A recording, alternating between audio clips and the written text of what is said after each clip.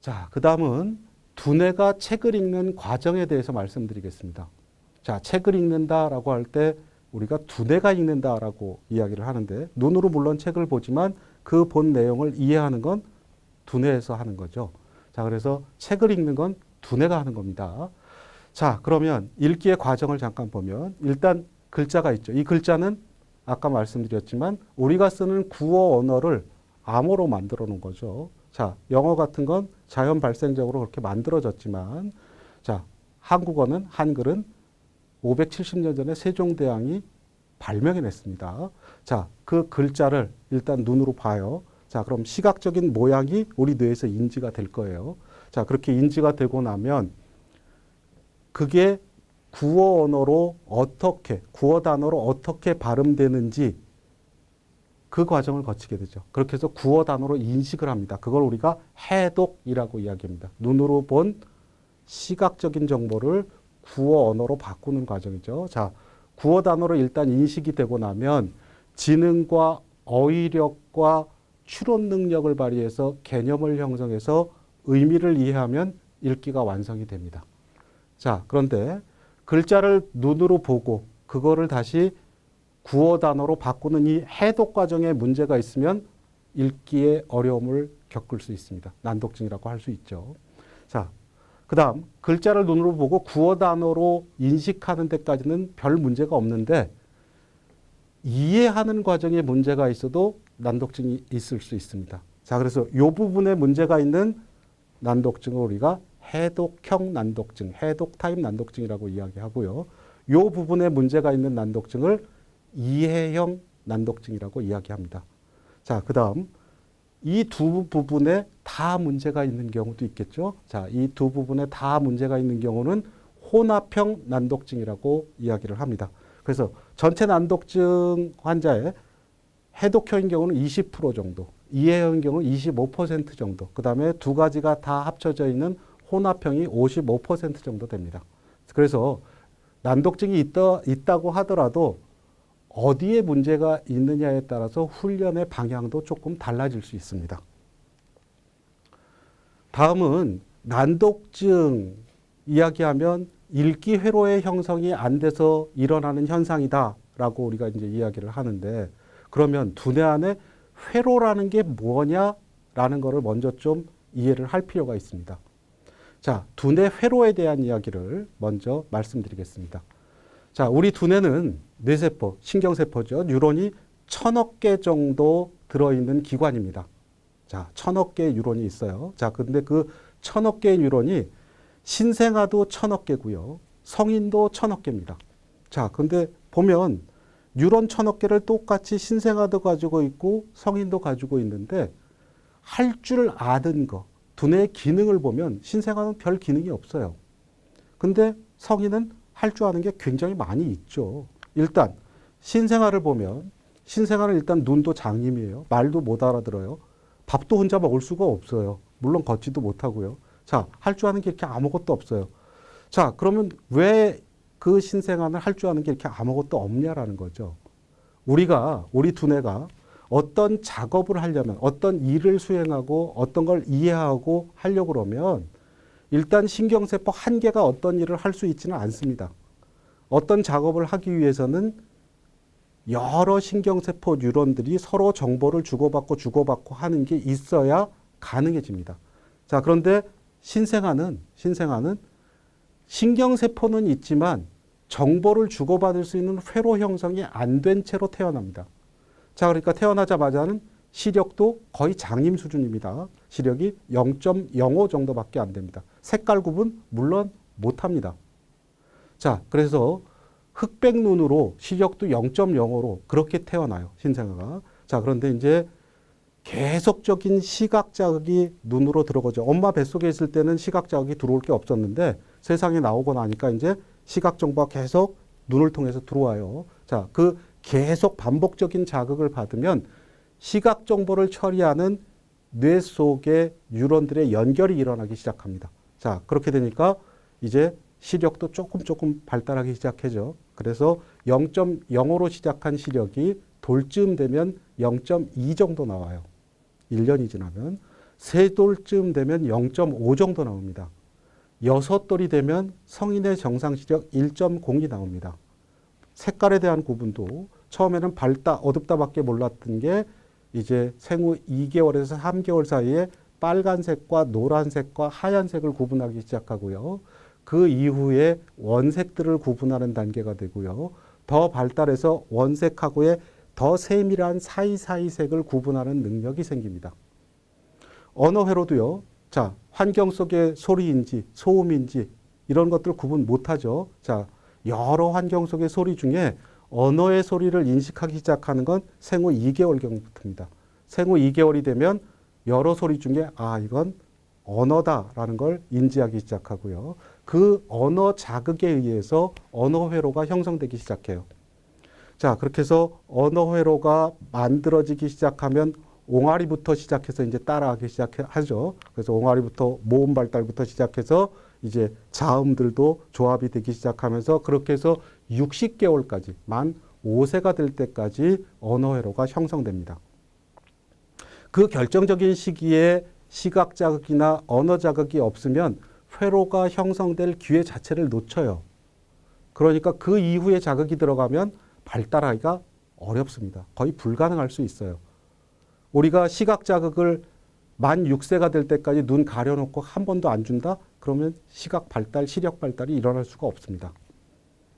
정글북의 모글리 같이 늑대가 애를 데려다 키우면 언어 자극이 없이 성인이 되었을 때 결국 언어를 배울 수 없는 상태가 됩니다.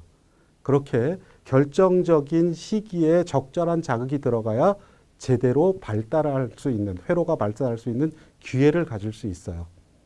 자, 그래서 신경세포의 구조를 보면 결국은 자, 신경세포와 신경세포를 연결하는 이 회로가 형성돼야 되는 거고요. 신경세포만 가지고는 어떤 기능을 할 수 없습니다. 자, 그렇게 해서 정보를 전달할 수 있는 이 시냅스를 형성하는 과정이 필요하다라는 거고, 우리 뇌를 이렇게 잘라서 보면, 세로로 잘라서 보면 이 바깥쪽에는 이 세포의 중심이 있고요. 세포체라는. 자, 그 여러 영역을 연결하는 이 신경회로 섬유, 신경섬유라고 이야기하는 것 안쪽에 있죠. 그래서 백질, 회백질 이렇게 나뉘어져 있습니다. 자, 일반적인 두뇌 회로에 대한 말씀을 드렸고요. 자, 이제 정상인의 두뇌 안 읽기 회로에 대해서 말씀을 드리겠습니다. 자, 우리가 읽기를 하려면 읽기에 관여하는 두뇌 안의 신경세포들이 제대로 연결이 되어야 읽기가 가능해집니다. 자, 출생할 때는 누구든지 읽기 회로가 없이 태어나죠. 없이 태어납니다. 자, 그런데 이제 읽기를 가르치기 시작하면 그때부터 회로가 형성되기 시작하는 겁니다. 자, 그래서 일단은 읽기라는 것 자체가 우리가 쓰는 언어를 암호로 표시한 걸 다시 우리가 쓰는 언어로 바꿔주는 과정이니까 기본적으로 언어 회로가 먼저 형성이 되어 있어야 읽기 회로가 발달할 수 있습니다. 그러니까 너무 일찍 읽기를 가르치고 글을 가르치고 하는 것도 그래서 문제가 있습니다. 언어 회로가 충분히 활성화된 후에 그 후에 가르치는 게 맞습니다. 자, 그래서 지금 이 뇌 그림을 보면 이 뇌 그림은 왼쪽 옆에서 바라본 뇌 그림입니다. 자, 그러니까 이렇게 보면 이 부분이 되겠죠. 이렇게 바라본 그림이에요. 자, 그러면 이쪽이 앞쪽이고 이쪽이 뒤쪽이에요. 자, 여기 눈이 있겠죠. 눈이. 자, 이 눈으로 우리가 이제 글씨를 봅니다. 예를 들어 조음이란 단어를 눈으로 봤다고 합시다. 자, 그 눈으로 본 시각 정보가 이쪽으로 이렇게 전달이 되죠. 자, 요 영역, 왼쪽 제일 뒤쪽 영역, 여기에서 문자의 형태를 인지합니다. 아, 이게 무슨 모양이구나 라는 걸 알아요. 자, 그리고 나면 형태가 인지되고 나면 그 다음 단계는 그 형태에 맞는 발음이 뭐냐죠. 발음이 뭐냐, 구어 단어로 뭐냐. 자, 그건 여기서 합니다. 자, 그래서 여기 보면 쓰여진 단어를 우리가 쓰는 구어 단어로 바꾸어주는, 문어 단어를 구어 단어로 바꾸어주는 걸 여기서 합니다. 그 다음에 의미에 대한 분석은 여기서 이루어집니다. 자, 이렇게 되면 결국 눈으로 본 단어를 우리가 읽어서 이해할 때까지는 이 세 영역의 신경세포들이 서로 정보를 주고받고 해야 제대로 읽고 이해할 수 있는 상태가 되죠. 자, 이 회로는 결국 두뇌 안에 회로가 연결된다라는 건 반복적인 자극이 들어가야지 연결이 되는 건데 결국 기억, 니은, 디귿, 리을, 아야, 어여 하면서 기억하고 아하고 합치면 가야 이런 식의 교육을 계속하면서 이 회로가 형성되기 시작하는 겁니다. 근데 문제는 우리 한글 같은 경우는 보통 학교에 갈 만큼의 연령이 되었을 때 6개월 정도 가르치면 터득이 돼야 되고 그런 능력 자체가 그리고 회로가 형성돼야 됩니다. 자, 근데 가르친 지 6개월이 넘었는데도 잘 안 된다. 그러면 그건 난독증일 가능성이 굉장히 높죠. 자, 열에 하나 정도는 이게 잘 안 되는 거예요. 해도. 그런 아이들이 결국 난독증의 증상을 갖게 되는 거고요. 자, 그러면 지금 앞에 그림을 이런 형태로 잘라서 위에서 이렇게 내려다 본 겁니다. 자, 정상인은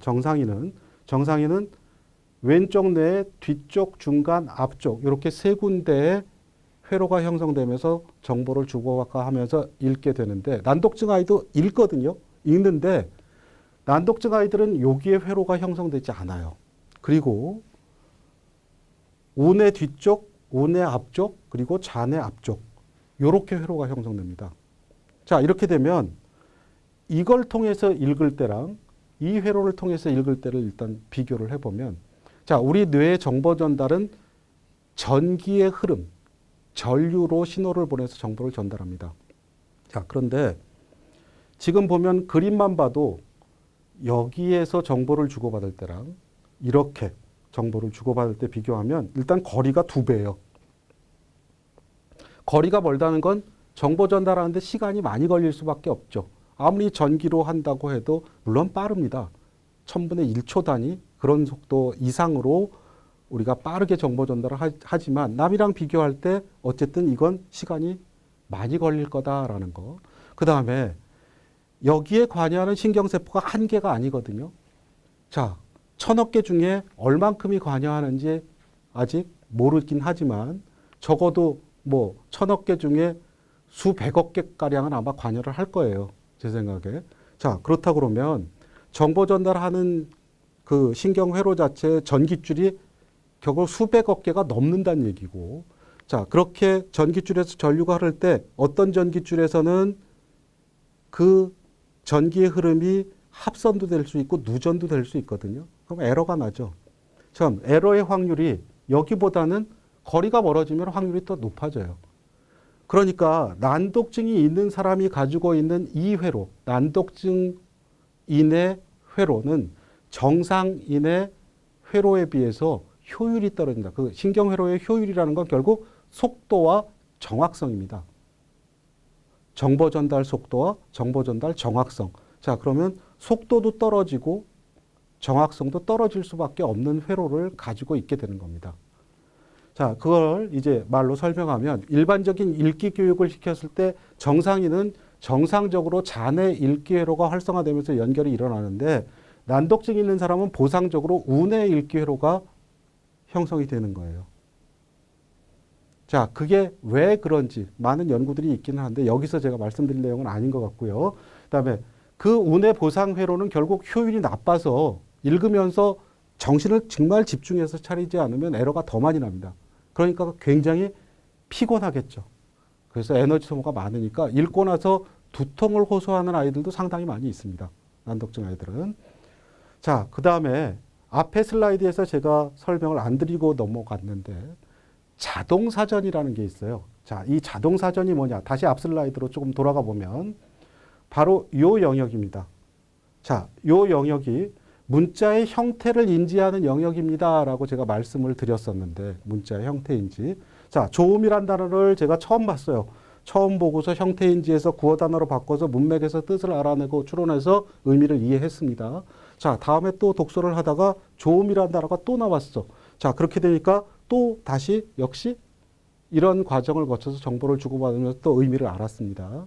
자, 그렇게 해서 사람에 따라서 4번에서 15번 정도 같은 작업을 이 뇌 회로 안에서 반복하게 되면 이 조음이란 단어의 의미가 여기에 그냥 저장돼 버립니다. 자, 그러면 이미 저장이 끝난 단어는 이걸 보는 순간 여기서 뜻이 떠올라요. 그러면 이 회로로 정보를 줄 필요가 없는 상황이 되죠. 그럼 보는 대로 그냥 뜻이 떠올라 버립니다. 그러면 에러 날 게 없죠. 속도도 더 빨라집니다. 그러면 그런 단어가 많은 사람은 우리가 흔히 얘기하는 유창한 독서가, 유식한 사람, 이런 얘기를 하게 되는 겁니다. 자, 그런데 봅시다. 난독증 아이들은 불행하게도 요 위치에 없죠. 회로가. 자동사전이 형성될 위치 자체가 없어요. 그러니까 단어 하나를 놓고 봐도 그거를 계속해서 다시 형태 인지해서 구어 단어로 바꿔서 의미를 파악하는 과정을 자꾸 거쳐야 돼요. 정상인하고는 좀 다르다는 거죠. 그러니까 영어 단어 하나를 외우려고 해도 남들이 10번쯤 암송하면 외울 거를 얘는 50번, 100번 해야지 암송이 돼요. 암송해야 외워질 수 있어요. 그러니까 공부하는데도 상당히 불리하죠. 그거 자체로도. 그래서 자동사전의 역할이 상당히 중요한데 그런 회로가 형성되지 않으니까 이게 쉬운 내용이라는 게 없어요. 난독증인 사람한테는. 그래서 결국은 항상 어려운 내용입니다. 물론 난독증이 있는 사람도 아주 많은 횟수로 반복된 단어는 바로 뜻이 떠오릅니다. 예를 들어서 제가 여기다 다 단어를 썼는데 대한민국이라고 썼어요. 그리고 이거를 절대 읽지 마세요 하고 이렇게 딱 보여줬을 때 그거 안 읽을 수 있는 사람 없거든요. 자, 그거에 아까 그 얘기한 자동사전에 이미 우리는 들어가 있어요. 대한민국이라는 단어를 보면 그냥 수도 서울의 내 조국이고 뭐 다 떠올라요. 자, 근데 난독증이 있는 사람도 그건 떠오르거든요. 그러니까 그 위치에 자동사전은 없지만 두뇌 여기저기에 아마 저장되는 곳은 있을 것이다라고 알려져 있습니다. 어딘지는 아직 확실히 특정 지을 수는 없고요. 그 다음에 결국 유창하게 읽는 게 안 되는 그런 문제가 있으니까 읽기가 잘 안 되니까 이제 속독학원이나 논술학원을 가는 경우가 생깁니다. 자, 근데 논술학원을 가보십시다. 논술학원 가면 앞에서 말씀드린 그 운의 보상 회로를 써서 읽고 추론하고 하는 교육을 자꾸 시키는 거예요. 그런데 정상인한테 예를 들어 10시간 학원 수업을 했다라고 치었을 때 10이라는 결과를 얻었다라고 한다 그러면 난독증이 있는 아이는 10시간 똑같이 학원 수업을 시켰을 때 10이라는 결과가 안 나오고 5밖에 안 나오는 거죠. 그 보조회로 자체가 효율이 떨어지니까요. 그러니까 공부를 더 해야 될 수밖에 없어요. 그러니까 난독증의 치료가 논술학원으로 해결될 수 있는 게 아니다라는 거죠. 그 다음에 속독학원을 보내는 경우가 있습니다. 읽기가 안 되니까 속독학원 가서 빨리 읽게 하면 되지 않을까라는 생각을 갖죠. 자, 근데 속독학원은 그대로 문장을 보고 빠른 속도로 눈동자를 움직여서 읽고 인지해서 이해할 수 있는 훈련을 시키는데 문제는 자동사전이 많이 발달해 있고 거기에 들어있는 단어가 많은 사람은 그걸 훈련시켜서 빨라지고 할 수 있어요. 정확해지고. 근데 그게 안 돼 있는 사람한테 눈동자 훈련만 시켜버리면 무슨 뜻인지를 하나도 몰라요. 난독증이 있는 사람은 운의 보상 회로를 가지고 겨우겨우 여러 번 반복해서 읽으면서 천천히 읽으면서 추론하면서 이해했던 건데 그 능력마저도 죽일 수 있습니다. 그거는. 그래서 난독증이 있는 사람은 속독학원을 가면 안 됩니다. 그나마 그냥 보통의 읽기 훈련으로 운의 회로라도 쓸 수 있게 그렇게 해줘야 돼요. 그렇지만 근본적인 치료는 그게 아니죠. 회로를 만들어줘야겠죠. 예.